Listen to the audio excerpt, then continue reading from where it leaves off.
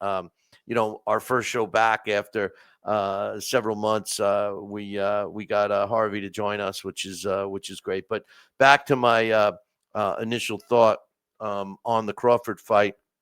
I really think that, and I hope that Crawford's, challenge that he challenged himself and wanted to prove beyond any doubt that he was such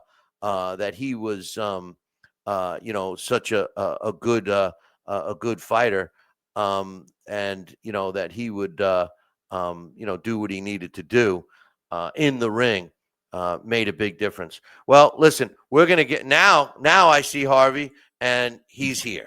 Harvey, what's up, I'm brother? I'm good, Billy. How are you? I'm doing great. I'm doing great. And I Good, good. appreciate you joining us.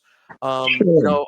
I really think you've evolved into one of the best referees in the sport. So I'm going to Thank ask you. you a couple of questions. This first one, before I get into some really good stuff, and don't worry, you're not gonna get in any trouble for this interview. But Okay, thank you. I'm gonna give you the easy question that everybody asks. What got you in where you wanted to become a boxing referee? What made you decide to become a boxing referee? Well, I was into the sport. I did some amateur boxing. I won the Golden Gloves in New Jersey in '94, and it wasn't too long after that I had to make on what I was going to do following my amateur career. And I mean, quite honestly, I knew I wasn't quite good enough to reach the pinnacles of the sport. So the next best was to stay involved with it, and officiating just seemed like a natural next step for me. So yeah, that's really it in a nutshell. I reached the end of where I could go in the amateurs, and it was time to turn pro or do something else. And something else for me was officiating. So I've been loving it ever since. I tell you what, being a referee, at least generally, you don't get punched back. But hey, I will say this. That's When true. I talk to people that fought in the amateurs, when you fought in the amateurs in states like New York and New Jersey and Chicago, I mean, that's pretty tough opposition compared to some of the other states that don't have any amateurs. So you don't slight yourself, but um, so here's the thing, and this was Yep. one of the biggest reasons I reached out and wanted you on first. Last week, you refereed the Callum Walsh and Fernando Vargas Jr. fight, and Right. I thought you did, as usual, a great job. And Thank you. don't take this wrong, because I want Right. your opinion on it. But I've always said that the best referees are the referees in a fight that you don't remember who the referee was. And the reason why Right. I say that is because it's not fighter A versus fighter B featuring referee so and so. It's not Right. like that. And Right. that's why I like the way you referee. When you have to get involved, you get involved. When you don't, you let the fighters fight. You're not a camera hog like some of the other referees. What's your thoughts on that? Uh, not a lot of thoughts. I mean, I just do what I do. I mean, I've had really good teachers. Uh, Larry Hazard has mentored My man, Larry. all I of us. knew. I love Larry Has. He's. I'm gonna get him on. But anyway, I didn't mean to cut you off. Go ahead. Yeah, no, it's okay. So he's mentored everyone from the East Coast, but my hands-on teachers from the amateurs were Benji Estevez and David Fields. So they poured a lot into me, and I absorbed those teachings well over the years. So I mean, whatever you see from me is probably just a reflection of what I've learned from those guys. So I don't have any specific, details that tell me to do this or don't do that. I've just paid attention to great teachers, and I still get great teaching. Like I said, Larry Hazard mentors me and everyone else on the East Coast to this day. So yeah, it's just a matter of paying attention to the process. and it never ends, to be honest with you, because you can have bouts after you've been doing this over 20, 30 years and still screw something up. And the best thing about being here in New Jersey is that if you do screw something up, you know Mr. Hazard is going to let you know about it. Yeah. Well, he runs a tight ship, but that's why it's one of the best commissions, you know. Um, Absolutely. I know you've been all over the world refereeing and stuff. In your opinion, what was the craziest bout that you ever had a referee? Probably the Ryan Garcia Devin Haney fight. That was a little wacky. That was a little that's probably where I received the most criticism. Uh, Actually, I probably received more criticism from that fight than my entire career combined. So that was a little wacky that night. But other than that, not too many other crazy, un out of the ordinary circumstances that have come up in my career. You know, you mentioned that fight. It's like we're still going through craziness with that fight. You know, I mean, you know the Haney team just won't let it go. But anyway, you got to this past July, you got to ref one of the Katie Taylor Amanda Serrano fights. What was your thoughts on that? Uh, good series, great for women's boxing. The match that I did wasn't quite as barbaric as the first two fights, and and when I say barbaric, I mean that in a complimentary way. Those two young women, they went at it in those first two fights, in a very entertaining way is probably the best way to say it. So they they didn't have that level of excitement in the match that I did, but overall, that those fights were phenomenal, and I think they did a lot for women's boxing. You can tell by all the fans that showed up. So it was an entertaining fight, but more so it was an entertaining evening. It was an all women's card, and they did great numbers. So yeah, my thoughts are very positive on what they gave us, what they produced. Tremendous, tremendous, both of them. You know, you used a word that's a great segue for my next question. You said you used the Okay. word barbaric. You refereed both of the Tim Tszyu Sebastian Fedora fights this past July, and the first one in March of last year, which was a bloodbath. And I Yeah, got to be honest, I was shocked, and right, I don't even remember what the rule was. If I'm pretty sure that the ringside physician had to stop that fight. Was the only one that could stop the fight.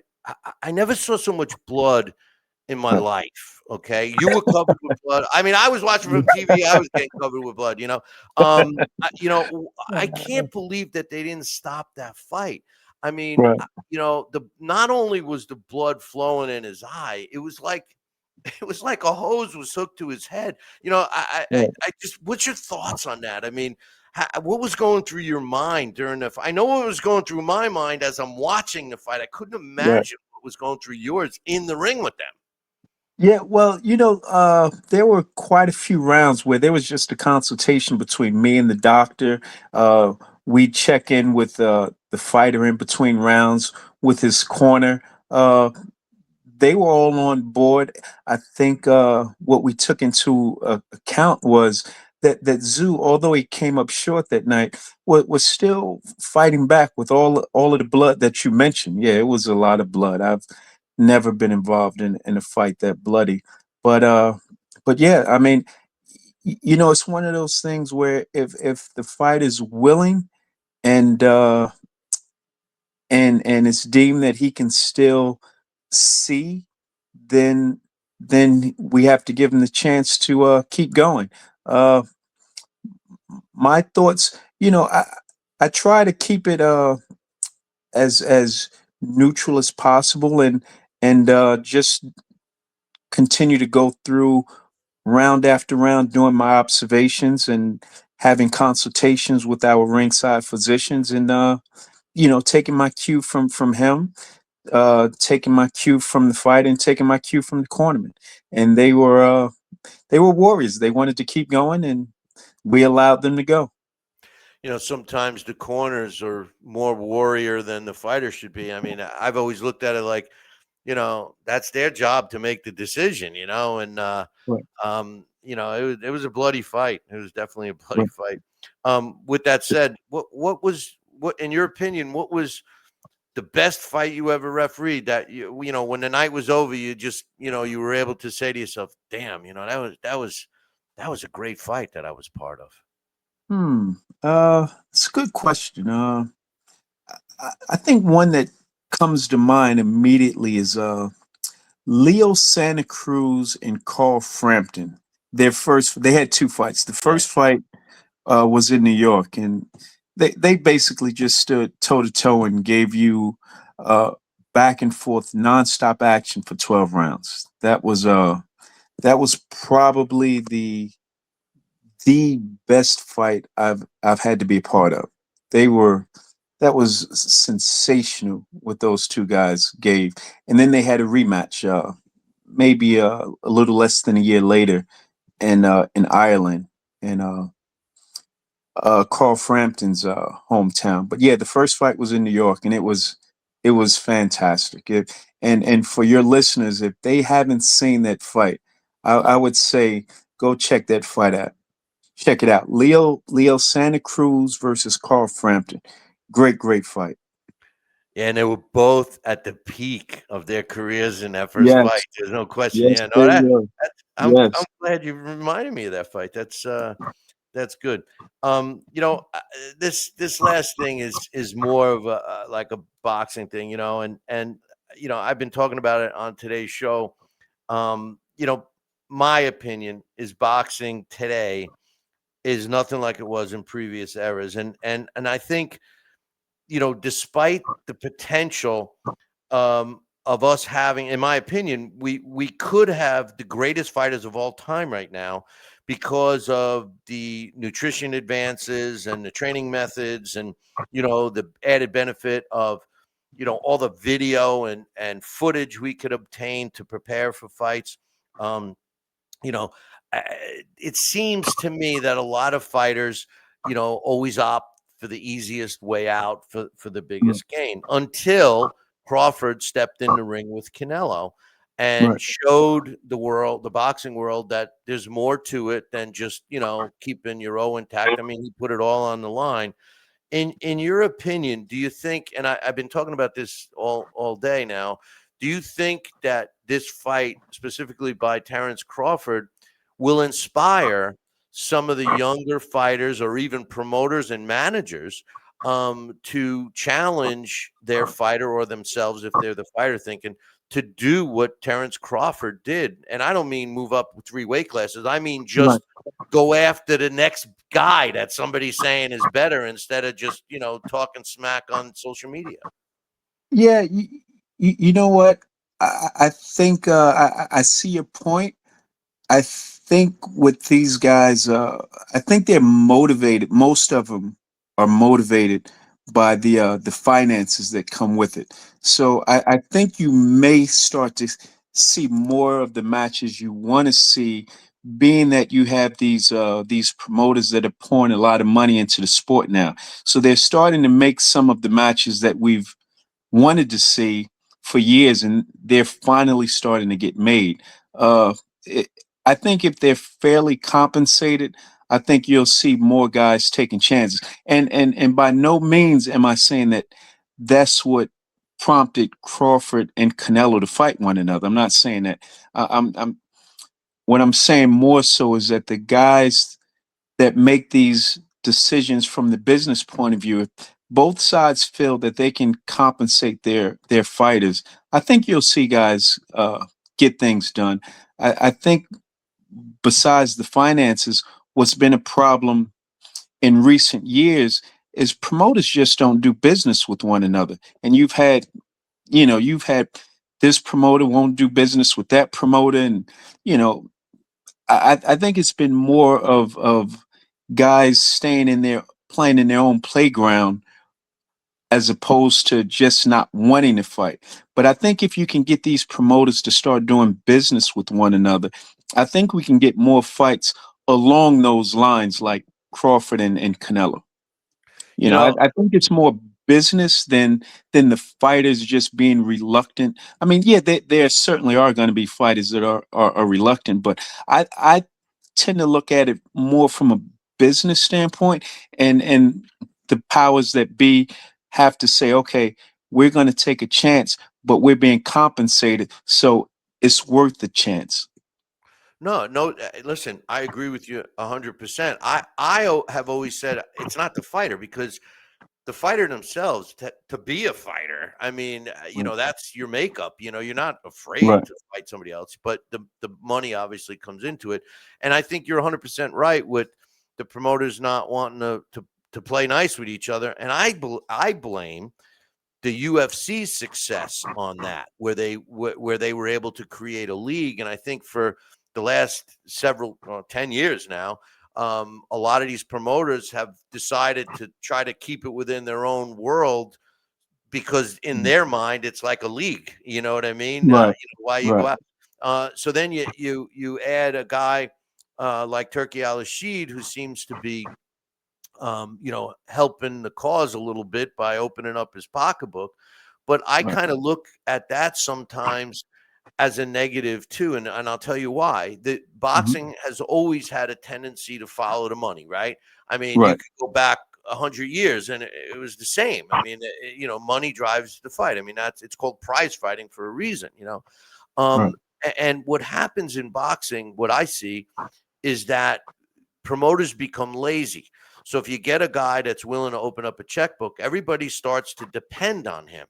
Now, what right, happens if all of a sudden he decides he doesn't want to do boxing anymore? He has right. another interest. He wants to be golf. And what Mhm. happens to boxing? He could leave us in a very bad state. So I think that it's important that promoters don't all just rely on him, that they start stepping up to the plate themselves. I mean, what's your thoughts on that? Oh yeah, no, I agree. The promoters definitely have to do their jobs as well. As you say that, I think back to that Super Six tournament that Andre Ward was a part of so many years ago, when all those different promoters had to work together, and somehow, some way, that is a rarity in the sport. But somehow they all decided to work together and get things done. You know. I would like to see more of that where these guys work together and you can produce a lot of great fights and the loser doesn't really lose based on how he loses. So yeah, I think you're right in that you do put yourself in a precarious position if you're dependent on one person to solve so many different issues. But yeah, if they can start working together uh, like they did for that Super Six tournament, I think boxing will be in a much better position. Yeah, no, I agree with you 100%. And finally, I also think that some of the blame is the fans, and the reason why I say that is they've put so much value in the that the promoters and managers and now I guess streaming companies, they feel they can't promote a fight unless a fighter has an O, or worse, if a fighter gets that loss, that the value goes down. I mean, these super fighters prove that they're not susceptible to that, like Canelo Alvarez. His value Right, certainly did not go down after losing.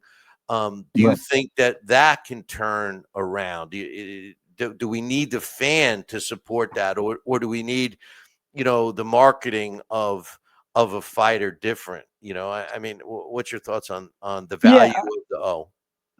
I agree that the O is so rare. You're only talking about a handful of fighters throughout history that have been champions and retired undefeated. There's only a handful of them. So obviously that's not the end all be all. The greatest of the greatest fighters have all suffered losses. I mean, what do you have in the modern era? You're talking about Mayweather, Ricardo Lopez, Rocky Marciano. But after that, Everyone has taken losses.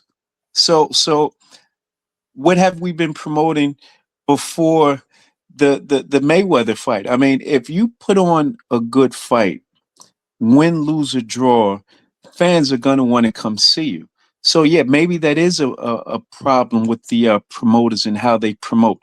Because look, Arturo Gatti, he may not have been the all time best fighter in his weight class, but man, was he popular. When he fought win, lose, or draw, you knew you were getting a fight, and he had a tremendous fan base.